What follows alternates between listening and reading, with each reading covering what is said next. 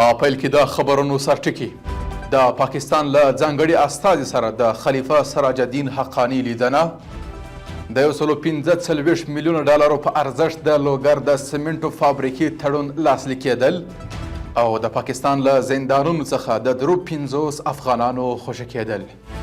د پاک او مهربانه خدای په سپېڅلي نامه درنو لیدونکو سلام. د نن ورځ خبرونو ته ښه راغلاست. نن سه شنبه د 1403 کال د مرغومي 4مه نیټه ده. زه محمد صادق فروتن یم. دا هم بشپړ خبرونه. د کورنیو چارو وزیر خلیفه سراج الدین حقانی افغانستان لپاره د پاکستان له ځانګړي استازي صادق خان سره په کتنه کې د دواړو ملتونو د کلتوري او تاریخي مشترکاتو یادونه کړې او د امنیتي ستونزو د حل لپاره پر ګډو هڅو ټینګار کړی.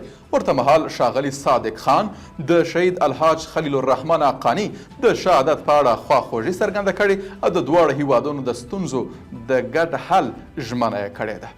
په یو بل خبر کې د کانونو او پټرولیم وزارت او د افغان ساکو شرکت ترمنځ د 145 میلیونه ډالرو په ارزښت د لوګر ولایت د التمور سمنټو تولیدي فابریکې تړون لاسلیک سو. دغه تړون د 10 کلونو مودې لپاره شوی چې په تطبیق سره به دغه فابریکه په ورځني ډول 2500 ټنه سمنټ تولید او د سمنټو په برخه کې به د هیواد اړتیاوې پوره کړي. د کانونو او پټرولیم وزارت تر دې دمه د 630 میلیونه ډالرو په ارزښت له کورنیو او بهرنیو پانګوالو سره د سمنټو د تولید 4 لویو پروژو تړونونه لاسلیک کړي دي. اسلام آباد کې د اسلامي امارات سفیر مولوي سردار احمد شکیب پاکستان کې د اسلامي نړۍ د یووالي او همکاري سازمان رابطه العالم الاسلامیه له مشر سعد ابن مسعود الحارثي سره لیدنه کړې ده. پاکستان کې د افغانستان سفارت وايي په دې لیدنه کې دواړو لورو اسلامي نړۍ کې دغه سازمان په فعالیتونو علمي کنفرانسونو د سعودي افغانستان دوه اړخیزو اړیکو په وروستیو پرمختګونو او یو شمېر نورو موضوعاتو خبرې کړي. د انادولو خبري اژانس د راپور لمخې د ترکیه ترانسپورت وزارت اعلان کړی چې د هیواد 21مه مرستندویه جوپه چې 2.8 ټنه بشري مرستې پکې شامل دي د اوسپنې پټلۍ له لارې افغانستان ته ولېږل سوه.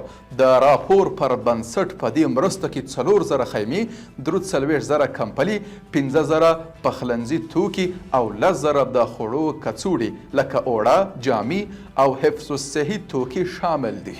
مننه چې را سره یاست. اوس پایلنی خبر. د کډوالو او بیرته راستنیدونکو چارو وزارت وایي چې 50 افغان کډوال د پاکستان له زندانونو آزاد او تیره ورځ د سپین بولدک له لارې هیواد ته راستنه سوي.